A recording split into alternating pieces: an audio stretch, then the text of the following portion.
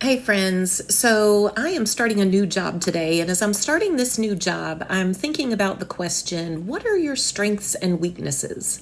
If you've ever had a job interview, that's one of the typical questions that people ask you, what are your strengths and weaknesses? And we're always able to say our weaknesses, sometimes we're able to say a couple of strengths, but let me ask you this question. What if your weaknesses were really your areas for greatest strength? Anne here, and I got my cup of coffee in the Word of God, and today we're going to talk about it from 2 Corinthians chapter 12, verses 9 and 10. This is exactly what Paul addresses in this passage. This is what it says.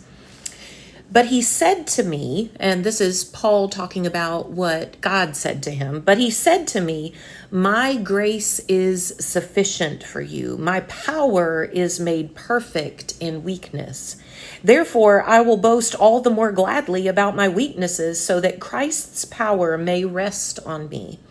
That is why, for Christ's sake, I delight in weaknesses, in insults, in hardships, in persecutions, and in difficulties. For when I am weak, then I am strong. There are a couple of words that I want to explore there, and this week we're going to be talking about God's sufficiency.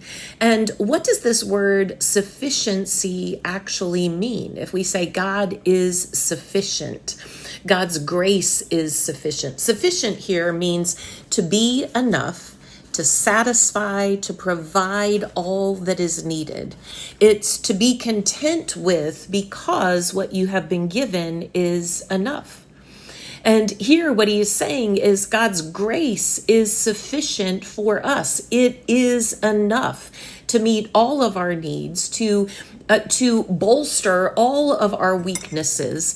And then he goes on to say that his power is made perfect in weakness. God's power is actually made perfect in our weakness. So what does this mean? This power is God's miraculous ability, his divine ability. It's his strength. It's all of these things that we imagine God to be. That is his power. And his power is best on display when we expose our weaknesses. Because here's the thing, when you think about a flashlight, if you think about a flashlight and turning it on in the light, you can't really see it. And this is what it is when God's strength comes through in our strength. I mean, people can mistake this strength of God for our own strength. But where God's power is best made known, is best seen, is when it is in our weakness.